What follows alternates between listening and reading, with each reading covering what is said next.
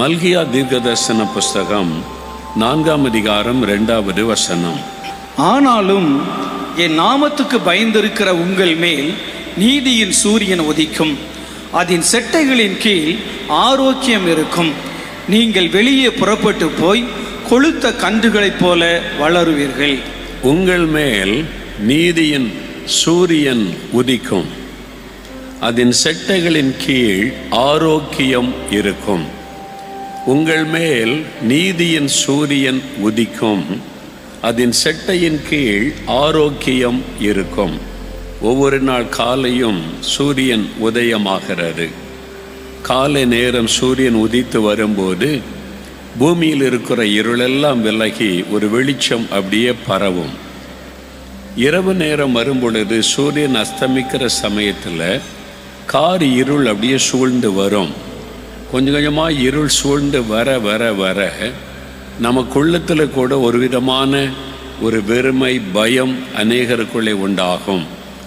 இருள் பயத்தை கொடுக்கிறது. இருள் ஒரு மனிதனுடைய வாழ்க்கையிலே சில கலக்கத்தை கொடுக்கிறது. இருள் வர ஆரம்பித்த உடனே நம்ம வீட்டை நோக்கி விரைகிறோம். சீக்கிரமாக வீட்டுக்கு போயிடணும், தங்குகிற இடத்திற்கு போய்விட வேண்டும் என்று வீட்டுக்குள்ளே நம்ம போய் தஞ்சமடைகிறோம். ஆனால் காலையில் சூரியன் உதயமாகி வெளிச்சம் வர ஆரம்பித்த உடனே மறுபடியும் ஒரு சந்தோஷமாய் வெளியிலே வர ஆரம்பிக்கிறோம். வெளிச்சம் ஒரு மகிழ்ச்சியை கொண்டு வருகிறது. இருள் ஒரு பயத்தையும் கலக்கத்தையும் நமக்குள்ளே கொண்டு வருகிறது. உங்கள் மேல் நீதியின் சூரியன் உதிக்கும். யார் இந்த நீதியின் சூரியன்? இயேசு கிறிஸ்து தான். இயேசு கிறிஸ்து நீதியின் சூரியனாக இருக்கக்கூடியவர். அவர்தான் இந்த உலகத்துக்கு வெளிச்சம். அவர் இந்த உலகத்தில் வந்த நாட்களில் இயேசு ஜனங்கள் மத்தியில் உலாவி ஜனங்களுடைய வாழ்க்கையில் இருக்கிற இருளான காரியங்களை மாற்றி கொண்டிருந்தார். பாவம், வியாதி, பிசாச போராட்டம், அதிலிருந்தெல்லாம் விடுதலை கொடுத்த போது ஜனங்கள் சொன்னாங்க. அந்த நாட்களில் இயேசுவை குறித்து சொல்லப்பட்ட வார்த்தை, இருளில் இருக்கிற ஜனங்கள் பெரிய வெளிச்சத்தை கண்டார்கள். இதுவரைக்கும் நாம் இருளிலே வாழ்ந்து கொண்டிருந்தோம். பிசாசாகிய இருள் நம்முடைய வாழ்க்கையில் நிறைய வேதனை கொண்டு வந்தது. இப்போ ஒரு பெரிய வெளிச்சம் உதித்திருக்கிறது. இயேசு என்கிற நீதியின் சூரியன் உதித்திருக்கிறார். அந்த வெளிச்சம் நம்மை பிரகாசிக்க பண்ணுகிறது என்ன மகிழ்ச்சியோடு சொன்னார்கள்.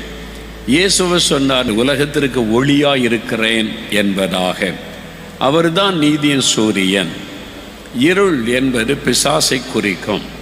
சாத்தான் இருளுக்கும் அந்தகாரத்திற்கும் அதிகாரியாய் இருக்கிறான் என்று வேதம் சொல்லுகிறது. அவன் இருளின் சக்தி, இருளின் கிரியைகள் என்பதாக அவனை குறித்து பார்க்கிறோம். நம்முடைய வாழ்க்கையில் இருளான சில பகுதிகள் இருக்கலாம். அது பிசாசனுடைய தாக்குதலினால் உண்டான இருள். நம்முடைய மனதில், சரீரத்தில், ஆவியில் ஏதோ ஒரு பகுதியில் ஒரு இருள் காணப்படுகிறது. அந்த பகுதியை நினைச்சாலே நமக்கு ஒரு பயமும் கலக்கமும் வருகிறது. ஒரு பக்கம் வெளிச்சம், இன்னொரு பக்கம் இருள். ஒரு பக்கம் ஆசீர்வாதம், இன்னொரு பக்கத்தில் சாபத்தினுடைய கிரியைகள். ஒரு பக்கத்தில் வெளிச்சம், மகிழ்ச்சி, இன்னொரு பக்கத்தில் பிரச்சனை, நெருக்கம், கலக்கம். அப்படி இருளான சில பகுதிகள் நம்முடைய வாழ்க்கையிலே காணப்படலாம். ஆண்டவருடைய வார்த்தை சொல்லுகிறது, உங்கள் மேல் நீதியின் சூரியன் உதிக்கும். இயேசு கிறிஸ்துவாகிய வெளிச்சம் உதித்து விட்டால் இருளான பகுதிகள் எல்லாம் மறைந்து வெளிச்சம் உண்டாகிவிடும். அந்த வெளிச்சத்தில் என்ன இருக்கிறது? ஆரோக்கியம் இருக்கிறது. அவருடைய செட்டையின் கீழ் ஆரோக்கியம் இருக்கும் என்று வசனம் சொல்லுகிறாரு. நீதியின் சூரியனாம் இயேசுவின் செட்டைக்குள்ளே ஒரு ஆரோக்கியம், சுகம், மகிழ்ச்சி, இளைப்பாறுதல், நிம்மதி, சமாதானம், ஆத்ம அமைதி, ஒரு பரிபூரண ஒரு சுகம், இதெல்லாம் அவருடைய செட்டைக்குள்ளே இருக்கிறது. அந்த நீதியின் சூரியன் ஆகிய இயேசுவின் செட்டைக்குள்ளே ஆரோக்கியம் இருக்கிறது என்று வசனம் சொல்லுகிறது.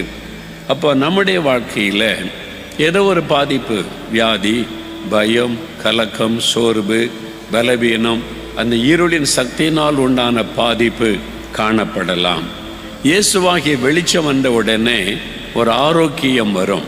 அவருடைய செட்டையின் கீழ் ஆரோக்கியம் இருக்குதில்ல. அப்போ ஆரோக்கியம் இன்றைக்கு உங்கள் வாழ்க்கையில் ஒரு ஆரோக்கியம், ஹீலிங், ஒரு சுகம் தேவையாயிருக்கிறது. உங்கள் வாழ்க்கை ஏதோ ஒரு பகுதி நோயினாலே பாதிக்கப்பட்டிருக்கிறது. வியாதியினுடைய பாதிப்பு வந்தாலே வேதனை உண்டாகிவிடும். அதே மாதிரி உங்களுடைய வாழ்க்கையில் ஒரு பகுதியில் ஒரு பாதிப்பு, வேதனை உண்டாகி இருக்கிறது. ஆண்டவர் அந்த இடத்துல ஆரோக்கியத்தை கொடுத்து மகிழ பண்ண விரும்புகிறார். அந்த ஆரோக்கியம், ஆண்டவர் கொடுக்கிற ஆரோக்கியம் நம்முடைய ஆவியிலே ஒரு ஆரோக்கியம், ஆவியிலே ஒரு ஆரோக்கியம். இந்த ஆவியில என்ன பிரச்சனை வருகிறது? பயம், எப்பொழுதும் மரண பயம். ஆவியிலே ஒரு கலக்கம், குழப்பம், அதனால ஒரு மன அழுத்தம், அவ்வளவுதான். ஆவியிலே ஒரு கலக்கம், எப்பொழுதும் பயமா இருக்குது, மரண பயமா இருக்குது, எப்பவும் ஒரு குழப்பம், ஸ்பிரிட் ஆஃப் கன்ஃபியூஷன், ஒன்னுல நிலைய கவனம் செலுத்த முடியல, குழப்பம். ஆவியிலே ஒரு சுகம் தேவை. பிசாசு ஒன்று நம்முடைய ஆத்மாவை தாக்கி கவலை, இந்த வேதனை, அந்த பிரச்சனைகளை கொண்டு வந்து துக்கத்தை கொடுக்கிறான். இல்லை நம்முடைய சரீரத்தை தாக்கி சரீரத்தில் வேதனை கொடுத்து நம்மை துக்கத்துக்குள் ஆக்குகிறான். அல்லது நம்முடைய ஆவியிலே பயம், கலக்கம், அதையெல்லாம் கொண்டு வந்து நம்முடைய சந்தோஷத்தை கெடுக்கிறான். அவன் இருளின் கிரியை. ஆனால் நீதியின் சூரியன் இயேசு உதித்து விட்டால் இருள் விலகித்தான் ஆக வேண்டும். சூரியன் வந்துவிட்டால் இருள் விலகித்தான் ஆக வேண்டும். சூரியன் வருகிறது, இருளை விலகு விலகுன்னு சொல்ல தேவையில்லை. சூரியன் வருகிறது, இருளை விலகி போன்னு நம்ம அறிவிக்க வேண்டிய அவசியம் இல்லை. சூரியன் உதித்தால் இருள் விலகித்தான் ஆக வேண்டும். இயேசுவாகிய சூரியன் வெளிச்சம் வந்துவிட்டால் இருளாகிய பிசாசு விலகித்தான் ஆக வேண்டும். அந்த சூரியனுக்கு உங்களுடைய வாழ்க்கையில இடம் கொடுங்க போதும். எனக்கு ஒரு பாட்டி இருந்தாங்க, என்னுடைய தகப்பனாருடைய தாயார்.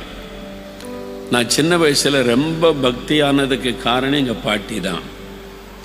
தினமும் ராத்திரியில் சின்ன பையனை ஸ்கூலில் படிக்கிற காலத்தில் இருந்து சாப்பிட்டுட்டு தூங்க போகிற நேரம் இந்த ராமாயணம், மகாபாரதம், அந்த புராண கதைகளெல்லாம் பாட்டு பாடியே சொல்லி கொடுப்பாங்க. அதை பற்றி, அந்த வரலாறு, அதை பற்றி கதைகள் எல்லாம் எனக்கு தெரியும். திரும்ப திரும்ப சின்ன வயசுலேருந்து கேட்டு ரொம்ப பக்தி உள்ளவனாய் நான் மாறினேன். கடவுள் பக்தி எனக்கு அதிகமாக வர காரணம் எங்கள் பாட்டி தான். அவ்வளவு பக்தியான காரியங்களை சொல்லி சொல்லி வளர்த்தாங்க. பொதுவாக கிராமங்களில் குடும்ப தெய்வம், குல தெய்வம், பல தெய்வங்களை வச்சுருப்பாங்க. நான் இதே ஊர் தான், நாலுமாவடி. எங்களுக்கு அது மாதிரி இருந்தது. எங்களெல்லாம் பக்தியாக சாமி கூட சொல்லுவாங்க. எங்கள் பாட்டி சில காரியத்தை கும்பிட மாட்டாங்க. பாட்டி, ஏன் இந்த சாமியை கும்பிட மாட்டேங்கிறீங்க? நம்ம கொல்ல தெய்வம்னா. நான் இந்த பேய் பிசாசெல்லாம் கும்பிட மாட்டேன், நான் கடவுளை தான் கும்பிடுவேன்னு சொல்லுவாங்க. ஆமாம், அவங்க சொல்லுவாங்க, இதெல்லாம் நான் கும்பிட மாட்டேன். ஆனால் சூரிய நமஸ்காரம் பண்ணுவாங்க. காலையில் எழுப்பி குளிச்சிருவாங்க. சூரிய உதயம் வரும்போது சூரியனை பார்த்து கை கொப்பி கிழக்க பார்த்து சாமி கும்பிட்டு தோப்பு கர்ணம் போட்டு, நான் அதை பார்த்து தான் அறிந்து கொண்டேன், சூரியனை வணங்குவார்கள். நான் அப்படி வளர்க்கப்பட்டேன்.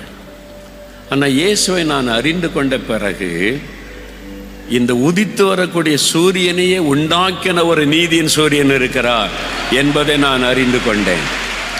அவர் தான் நீதியின் சூரியன் இயேசு. அவர் தான் இந்த சூரியனை உண்டாக்கினவர். அவர் சொன்ன சூரியன் நிற்கும், நின்றுவிடும். நின்றது. யோசுவாவுடைய காலத்தில் சூரியனை ஆயிலோன் மேலே நில், கர்த்தருடைய நாமத்தில் சொன்ன உடனே சூரியன் நின்று விட்டாரு. அப்படின்னா பூமியினுடைய சுழற்சி நின்று விட்டாரு. பைபிள் இருக்குது, எழுதப்பட்டு இருக்கிறாரு. அது விஞ்ஞானபூர்வமாக நிரூபிச்சிருக்கிறாங்க, ப்ரூவ் பண்ணி இருக்கிறாங்க. அந்த யுத்தம் முடியும் வரைக்கும் இருடா வரக்கூடாது, சூரியனை நெல், கர்த்தருடைய நாமத்திலே நின்றது. ஏனென்றால் அவரால் சிருஷ்டிக்கப்பட்டார். நான் எங்கள் பாட்டிக்கிட்ட சொல்லுவேன், பாட்டி, நீங்கள் ரொம்ப பக்தியாக இருக்கீங்க, என்னையும் பக்தி உள்ளவனா வளர்த்தீங்க, நீங்கள் நல்ல சூரிய நமஸ்காரம்லாம் பண்ணுறீங்க, நல்லது. இந்த சூரியனையே உண்டாக்கின ஒருவர் இருக்கிறார். அவர் தான் நீதியின் சூரியன் இயேசு. அவரை தான் நீங்கள் வணங்கணும் பாட்டி. இதல்ல என்பதாக சொல்லுவேன். சொல்லுவாங்க, பெரிய ஆளாயிட்டே நீ, எனக்கே சொல்லி தரியா அப்படின்னு பேசுவாங்க. நான் ரொம்ப ஜெபம் பண்ணேன். ஒரு நாள் வந்தார், அவங்க ரட்சிக்கப்பட்டாங்க, இயேசுவை ஏற்றுக்கொண்டாங்க, இயேசுவை நோக்கி துதிக்க ஆரம்பித்தாங்க, செபிக்க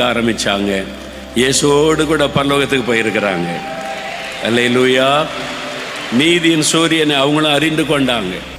இயேசு நீதியின் சூரியன். அவரால் சிருஷ்டிக்கப்பட்டது தான் நம்ம இன்னைக்கு உலகத்தில் பார்க்கிற சூரியன். சூரியன், சந்திரன், நட்சத்திரங்கள் யாவற்றையும், கிரகங்கள் யாவற்றையும் சிருஷ்டித்தவர் என்று வேதத்தில் சொல்லி இருக்கிறார். அவரே அதை சிருஷ்டித்ததுனால கிரகங்கள் அங்கே இருக்குது, இங்கே இருக்குது, அப்படி இருக்குது, இந்த திசையில் அந்த திசையில் சொன்னால் பயப்படாதங்க. அதை சிருஷ்டித்தவரை உங்களோடு கூட இருக்கிறார் இந்த வேதத்தில் எழுதப்பட்டு இருக்கிறாரு. சூரியன் அங்கே இருக்கு, சந்திரன் இங்கே இருக்கு, சுக்கிரன் இங்கே இருக்கு, சனி இங்கே இருக்குது. அதனால உங்களுடைய வாழ்க்கை அவ்வளவுதான். இன்னும் 6 மாதம் ஆகும், 6 வருஷம் ஆகுன்னு சொன்னால் நம்பாதங்க, பயப்படாதங்க. அதையெல்லாம் சிருஷ்டித்தவர் நான் உங்களோடு இருக்கிறேன் என்று ஆண்டவர் சொல்லி இருக்கிறார். ஸ்ரீலங்கா தேசத்துக்கு நாங்கள் ஊழியத்துக்கு செல்லுகிறது உண்டு. ஸ்ரீலங்கா தேசத்தில் 2018 வருஷம் ஒரு ஊழியத்திற்காய் சென்றிருந்தோம். ஸ்ரீலங்கா தேசத்தில் பதுளை என்கிற ஒரு இடம் இருக்கிற பதுளை. நாங்கள் இலங்கை தேசத்தின் ஆசீர்வாதம் எழுப்புதலுக்காக ஜெபிக்க போயிருந்தோம். 9 மாகாணங்கள் இருக்கிறது ஸ்ரீலங்காவில், 25 மாவட்டங்கள் இருக்கிறது. நாங்கள் மாவட்டந்தோறும் பிரயாணப்பட்டு ஜெபித்து கொண்டு வந்தோம். அதில் பதுளை என்கிற இடத்துக்கு போயிருந்த போது அந்த மண்டபம் நிரம்பி வழியும்படி ஜனங்கள் ஜெபிக்க வந்திருந்தாங்க. அங்கே ஒரு மகள் வந்திருந்தாள். அவளுடைய பெயர் மோனிஷா என்பது. அவள் கிறிஸ்தவள் அல்ல, கிறிஸ்தவள் அல்லாத குடும்பத்தை சார்ந்தவள். பெயர் மோனிஷா. +2 படித்து கொண்டிருந்தாள். அவளுடைய சரீரத்தில் ஒரு வியாதி, பலவீனம் தாக்கினார். அவள் பாதிக்கப்பட்ட உடனே அவளுடைய தாயார் ஆஸ்பத்திரிக்கு அழைத்து கொண்டு போனார்கள். டாக்டர்ஸ் அந்த மகளை பரிசோதனை பண்ணி பார்த்துட்டு ஒரு சிறுநீரகம், ஒரு கிட்னி முழுவதும் செயலற்று விட்டது. ஒரு கிட்னி தான் செயல்படுகிறது, சிறுநீரகம். அப்போ என்ன செய்கிறது? அதனால தான் அவருடைய சரீரத்தில் இந்த பாதிப்பு வந்திருக்குது. இல்லை, பாதிக்கப்பட்ட செயலற்று போன அந்த சிறுநீரகத்தை ஆப்ரேஷன் பண்ணி எடுத்துடணும், இல்லாட்ட அடுத்த சிறுநீரகமும் பாதிக்கப்படும். அப்படி ஒரு சிறுநீரகத்தை வெட்டி எடுக்கும்போது என்ன வேணாலும் ஆகலாம், ஒருவேளை மரணம் கூட சம்பவிக்கிற சூழ்நிலை வரலாம், எங்களால் திட்டமாக சொல்ல முடியாது என்று மருத்துவர்கள் சொல்லிட்டாங்க. இந்த மகளுக்குள்ளே ஒரு மரண பயம், அந்த தாயாருக்குள்ள ஒரு பெரிய துக்கம். ஸ்கூல் தான் படித்து முடிக்கிற ஒரு இளம் வாலிப பெண், எவ்வளோ கஷ்டம் இருக்கும் தாயாருக்குல்ல. ஒரு பிள்ளை வியாதிப்பட்டு மருத்துவர்கள் இப்படி சொல்லும்போது உடனே இந்த தாயார் அந்த மகளுக்கு ஜாதகம் எழுதி வச்சிருந்தாங்க. பொதுவாக இந்து மக்கள் ஜாதகம் எழுதி வைப்பாங்க, பிறந்த நேரம், டைம் இதெல்லாம் பார்த்து ஜாதகத்தை கணிச்சு வைப்பாங்க. அந்த மாதிரி ஜாதகத்தை அந்த தாயார் வைத்திருந்தாங்க தன் மகள் பெயரில். அதை எடுத்துக்கொண்டு ஜாதகக்காரனிடத்தில் போய் இந்த ஜாதகத்தில் உள்ள மகளை குறித்து சொல்லுங்க என்பதாய் அவர் வெகு நேரம் ஆராய்ச்சி பண்ணி பிறந்த தேதி, டைமு, கிரகம், இந்த மாதிரி திசைகள், அந்த காரியங்களை எல்லாம் ஆராய்ந்து பார்த்துட்டு சொன்னார், இந்த மகள் 20 வயசுக்குள்ளே மரித்து விடுவாள், இவளுக்கு ஆயுசு நாட்கள் இல்லை என்று ஜாதகம் சொல்லுகிறது, இவள் மரித்து விடுவாள் என்று. டாக்டர் சொன்னாங்க, இந்த மகளுடைய உயிருக்கு ஆபத்து, இப்படி நடக்கலாம் அப்படி நடக்கலாம், பிழைப்பது சொல்ல முடியாது. இப்போ ஜாதகத்தை கணிச்சவங்க சொல்கிறாங்க, இந்த மகள் 20 வயசுக்கு மேலே இந்த ஜாதகம் யார் பேரில் இருக்கோ அவங்க உயிரோடு இருக்க மாட்டாங்க, இறந்துருவாங்கன்னு ஜாதகம் சொல்லுகிறது. தாயாருக்கு இன்னும் துக்கம். உடனே இந்த தாயார் குறி சொல்லுகிற ஒரு தாயினிடத்திலே போனார்கள். அவங்க குறி சொல்லுவாங்க, குறிப்பிட்ட நேரம் ஒரு ஆவி அவங்க மேலே இறங்கி வரும். அவன்கிட்ட போய் கேள்வி கேட்டால் அந்த ஆவி பதில் சொல்ல, அது குறி சொல்லுகிற ஆவி. பைபிளில் இருக்கிற அப்போஸ்தலர் நடவடிக்கைகளில் குறி சொல்லுகிற ஆவி உடைய ஒரு பெண், அது ஒரு சர்ப்பத்தின் ஆவின்னு பைபிளில் இருக்குது, அது ஒரு பாம்பின் ஆவி. குறி சொல்லுகிற ஆவி பொய் சொல்லுகிற, வஞ்சிக்கிற ஒரு பொல்லாத ஆவின்னு பைபிளில் இருக்குது. ஆனால் அந்த ஆவி அவங்கள்ட்ட போனாங்க. இந்த தாய் போய் குறி சொல்லணுன்னு கேட்க போனால், என் குடும்பத்தை பற்றி எனக்கு தெரியணும் என்று சொன்ன உடனே அந்த ஆவி வந்து சொல்லுகிறாரு, உன்னுடைய வீட்டில் ஒரு மகள் 20 வயதில் சாக போகிறாள். அதுவும் சொல்லுது, 20 வயசில் உன் மகள் சாக போகிறாள், வீட்டில் ஒரு மரணம் சம்பவிக்க போகிறது. ஜாதகமும் சொல்லுது, குறி சொல்லுகிற ஆவி சொல்லுது, டாக்டரும் சொல்கிறாங்க இவ பிழைக்க மாட்டான்னு. இப்போ இந்த வாலிப மகளுக்குள்ளே மரணம், நம்ம பிழைக்க மாட்டோம் நிச்சயமாகிவிட்டார். இப்போ ஒரு ஆவி அவளோடு பேசுகிறாரு, நீ வாழ முடியாது, செத்து போயிரு என்று பேசுகிறார். இந்த தாயார் இதெல்லாம் விட்டுட்டு என் பிள்ளை எப்படியாவது நான் பிழைக்க வைக்கணும், காப்பாற்ற வைக்கணும் என்று சொல்லி டாக்டர்கிட்ட போய் ஆப்ரேஷனுக்கு தேதி குறிச்சிட்டாங்க. 2018 ஜூன் மாதம் 8ஆம் தேதி ஆப்ரேஷனுக்கு தேதி குறிச்சிட்டு வந்து, எப்படியாவது பிள்ளை காப்பாற்றுங்க டாக்டர், நான் சொத்தை வித்தாவது பணம் கொண்டு வரேன்னு சொல்லி ஒரு ஏழை தாய் தன் மகளை காப்பாற்ற போராடினார்கள். இளம் வயசில் பிள்ளை சாகிறதை யாரு வந்து விட்டு கொடுப்பாங்க? அப்போ இந்த மகள் நினைத்தாள், தாய்க்கு தெரியாமல் 8ஆம் தேதி ஆப்ரேஷன், ஒரு ஆவி சொல்லுது நீ செத்து போயிடுவே, நீ பிழைக்க மாட்ட, மரிச்சு போயிரு அப்படின்னு பேசுது. அவள் தீர்மானித்தால் ஜூன் மாதம் 7ஆம் தேதி தற்கொலை பண்ணி நான் இறந்துடணும் அப்படின்னு தீர்மானித்தாள். 8ஆம் தேதி ஆப்ரேஷன், எதுக்கு பணம் வேஸ்ட்டு, நான் தான் சாக போகிறேன்னு ஜாதகமும் சொல்லுது, குறி சொல்கிறவங்களும் சொல்லியிருக்கிறாங்க, டாக்டர்ஸும் நம்பிக்கை இல்லைன்னு சொல்லிட்டாங்க, நான் எதுக்கு வாழணும், 7ஆம் தேதி தற்கொலை பண்ணி செத்துறதுக்கு அவள் தேதி குறிச்சிட்டான். அவங்க வந்து ஆப்ரேஷனுக்கு தேதி குறிச்சிட்டாங்க, இவள் தற்கொலை பண்ணி மறிப்பதற்கு தேதி குறைத்து விட்டாள். இந்த சமயத்தில் தான் நம்முடைய உபவாச ஜபங்க நடக்குது. பதுளையில் யாரோ சொன்னாங்க, நீ இப்படிலாம் மகளை வச்சுட்டு கஷ்டப்படுறியம்மா, இங்கே ஒரு ஜப கூட்டம் நடக்குது, இந்தியாவிலேருந்து ஒரு ஊழியக்காரர் வந்து ஜபெல்லாம் நடத்துகிறாரு, ஏசு அற்புதெல்லாம் செய்கிறான்னு சொல்கிறாங்க, நீ உன் மகளை கூட்டிகிட்டு போய் பாருன்னு சொன்னாங்க. இவங்க கிறிஸ்தவர் அல்லாதவங்க, கிறிஸ்தவ கூட்டத்துக்கே வந்ததில்லை. அப்போ என் பிள்ளைக்கு யாராவது சுகம் கொடுத்துருவாங்களா? ஒரு ஏக்கத்தோடு தன் வாலிப மகளை அழைத்து கொண்டு கூட்டத்துக்கு வந்தாங்க. அந்த ஹால் நிரம்பி வழிகிறது, வெளியெல்லாம் ஆட்கள் டைட்டாக உட்கார்ந்துருக்காங்க. தாய் தன் மகளை அழைத்து கொண்டு கூட்டத்துக்கு நடுவில் வந்து உட்கார்ந்துட்டாங்க. அங்கே நாங்கள் இலங்கை தேசத்துக்காக ஜெபிக்கிறோம். இலங்கை தேசம் மக்களுக்கு சமாதானம், ரட்சிப்பு, ஜனங்களுக்கு விடுதலை வரும் தேசத்துக்காக அழுது ஜெபித்து கொண்டு இருக்கிறோம். அந்த மகள் சொன்னால், ரொம்ப நேரம் ஆயிற்று, இவங்க தேசத்துக்காக ஜெபிக்கிறாங்க, நமக்காக இல்லைம்மா, நம்ம போயிடலாம். அந்த மகள் எழுந்து போயிடுவோம், ரொம்ப நேரம் ஆயிட்டு அப்படின்னு நினைத்து தாயை கூப்பிட்டாள். 2 பேரும் எழுந்து பார்த்தா கால் வைக்க இடம் கிடையாது, டைட்டாக ஜனங்க இருக்காங்க. இவ்வளோ ஜனத்தை கடந்து எப்படி வெளியே போகிறது அப்படின்னு நினைத்து கொண்டிருக்கும்போது, இப்போ உங்களுக்காக நான் ஜெபிக்க போகிறேன், ஏசு அற்புதம் செய்வார், எல்லாரும் எழுந்துருங்கன்னு நான் சொல்லுகிறேன். எல்லாம் எழும்பிட்டாங்க. உடனே அந்த தாயும் மகளும் நின்று இயேசுவேன்னு ஜெபிக்க ஆரம்பித்தாங்க.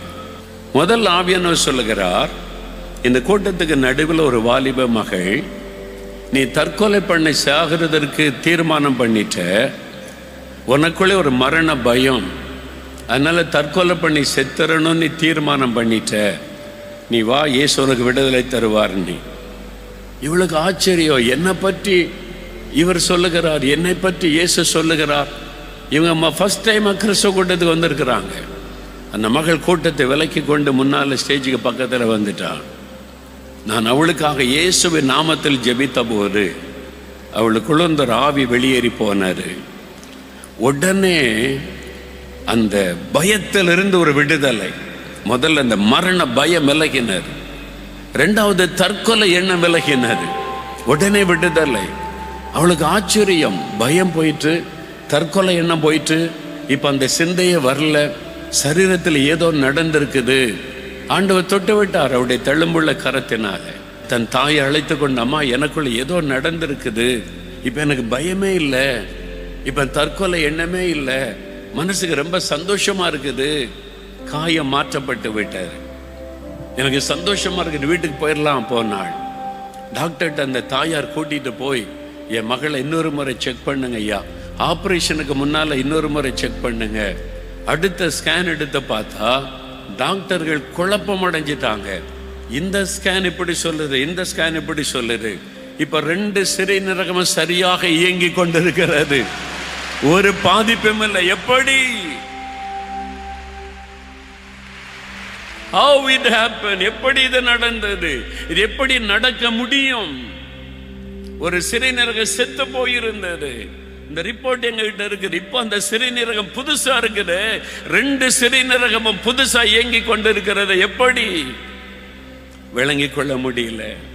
இயேசு இயேசு என்கிற நீதியின் சூரியன் அற்புதம் செய்தார். அந்த தாய்க்கு சந்தோஷம், மகளுக்கு சந்தோஷம். இன்றைக்கு மோனிஷா என்கிற அந்த மகள் இயேசுவுக்கு ஊழியம் செய்து கொண்டிருக்கிறாள். செத்து போகிறதற்கு தீர்மானம் பண்ணின மகள் அநேகருக்கு இயேசுவை பற்றி சொல்லிக் கொண்டிருக்கிறாள். அவர் வாழ வைக்கிற ஒரு ஆண்டவர், உன்னை மறிக்க ஒப்பு கொடுக்காதவர் இயேசு, வாழ வைக்கிற தெய்வம் இயேசு. நீ ஏன் சாகணும்? உன் பிரச்சனை நான் மாத்துறேன். நீ ஏன் சாகணும்? உன் தேவையை நான் சந்திக்கிறேன். நீ ஏன் சாகணும்? உன் வியாதியை நான் குணமாக்குகிறேன். அதான் இயேசு, அதான் இயேசு, நீதியின் சூரியன். அவருடைய செட்டையின் கீழ் ஆரோக்கியம் இருக்கும். இயேசுவே நீதியின் சூரியனை என் வாழ்க்கையில வாங்க. அவர் உங்களுடைய உள்ளத்துல, உங்களுடைய இல்லத்துல, உங்களுடைய வாழ்க்கையில வந்துட்டா அந்த வெளிச்சம் உங்களுடைய வாழ்க்கையில வந்துற இருள் தானாய் விலகிவிடும். பிசாசு போய்த்தான் ஆக வேண்டும். பயம் வெளியேறித்தான் ஆக வேண்டும். தற்கொலை எண்ணங்களை விட்டு விலகித்தான் ஆக வேண்டும்.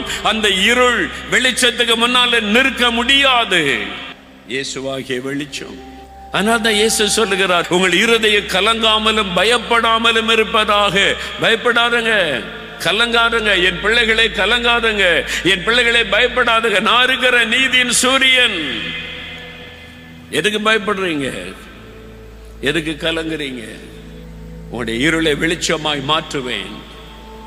பாவ இருள் நீங்கும், சாப இருள் நீங்கும், பிசாசின் இருள் நீங்கும், குழப்பத்தின் இருள் நீங்கும், கடன் பிரச்சனை என்கிற இருள் நீங்கும், நிந்தை அவமானம் என்கிற இருள் நீங்கும்.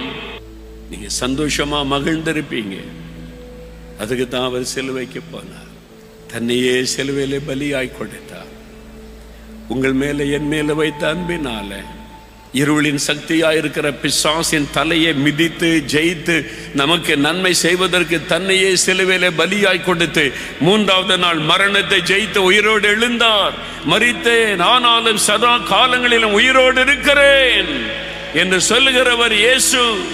மரித்த உயிரோடு இருக்கிறவர், மரித்து போன ஒரு தெய்வத்தை அல்ல, மரித்த உயிரோடு இருக்கிற இயேசுவை நாம் விசுவாசிக்கிறோம். இன்றைக்கு ஒரு அற்புதம் நடக்கும். என் பிள்ளைகளே, உங்கள் மேல் நீதியின் சூரியன் உதிக்கும். யார் இந்த சூரியன்? இயேசு கிறிஸ்து தான் நீதியின் சூரியன். அவர்தான் அந்த உலகத்திற்கு வெளிச்சத்தை கொடுக்க வந்தவர். மனிதனுடைய வாழ்க்கையில் இருக்கிற இருளை மாற்றி அவனுக்குள்ளே வெளிச்சத்தை கொண்டு வருவதற்குத்தான் அவர் வந்தார். அதில் பாருங்க, அவருடைய செட்டையின் கீழ் ஆரோக்கியம் இருக்கும் என்பதாய் வேதம் சொல்லுகிறது. ஆரோக்கியம். எப்போ பயந்துக்கிட்டே இருக்கீங்களா? செத்து போயிடலாமா அப்படின்னு தோணுதா? அப்போது நம்முடைய ஆவியில் ஒரு அமைதி, சமாதானம் அப்படி இருக்க விட மாட்டான் பிசாசு. எப்பவும் ஒரு கலக்கம். ஆண்டவர் சொல்கிறார், உங்களுடைய இருதயம் கலங்காமலும் பயப்படாமலும் இருப்பதாக.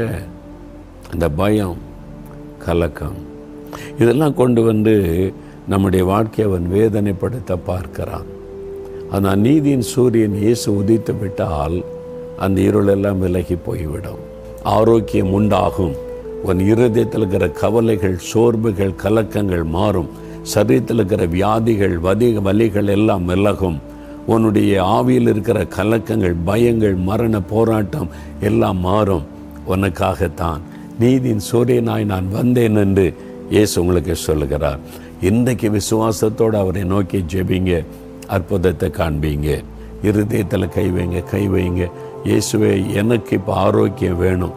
நீதியின் சூரியன் வாழ்க்கையில் வரணும். என்னுடைய மனதில் இருக்கிற கவலைகள், சோர்வுகள், இந்த கலக்கங்கள், பயங்கள் எல்லாம் விலகணும். இந்த வியாதி என்னை விட்டு போகணும். ஒரு ஆரோக்கியம் எனக்கு உண்டாகணும். நீங்கள் வாக்கு கொடுத்திருக்கிறீங்க. ஆரோக்கியம் அந்த செட்டையின் கீழ் இருக்கிறது என்று. அந்த ஆரோக்கியம், அந்த சுகம் எனக்கு வேணும். என் சரீரத்தில் எலும்பு பாதிச்சிருக்கு, இருதயம் பாதிச்சிருக்கு, நரம்பு பாதிச்சிருக்குது, ஐயோ சிறுநீரகம் பாதிச்சிருக்கு. பாதிக்கப்பட்ட உறுப்பை புதிதாய் மாற்றுங்க. வலிகள் வேதனைகள் எல்லாம் விலகட்டும். நீதியின் சூரியனே உம்முடைய வெளிச்சம் அவளுக்குள்ளே வரட்டும். எல்லா கவலைகள், சோர்வுகள், கலக்கங்கள் எல்லாம் விலகட்டும். பாவ சாப இருள் எல்லாம் விலகி நீங்கி போகட்டும். இயேசுவின் நாமத்தினாலே சுகம், இயேசுவின் நாமத்தினாலே விடுதலை ஒவ்வொருவருக்கும் உண்டாகட்டும். நீதியின் சூரியனாகிய இயேசுவே, அவருடைய வாழ்க்கையில் இன்று முதல் உம்முடைய வெளிச்சம் உதித்து விட்டதற்காய் ஸ்தோத்திரம். ஒவ்வொரு நாளும் அந்த வெளிச்சம் அவருடைய வாழ்க்கையில் காணப்படட்டும். வாழ்க்கையின் கடைசி பரியந்தமும் உம்முடைய வெளிச்சம் அவருடைய வாழ்க்கையில் பிரகாசிக்கட்டும். எந்த இருளும் அவருடைய வாழ்க்கையை சூழ்ந்து கொள்ளாதபடி காத்துக்கொள்ளும். உம்முடைய கரத்தில் ஒப்பு கொடுக்கிறேன். இயேசுவின் நாமத்தில் ஜெபிக்கிறோம். ஆமென்.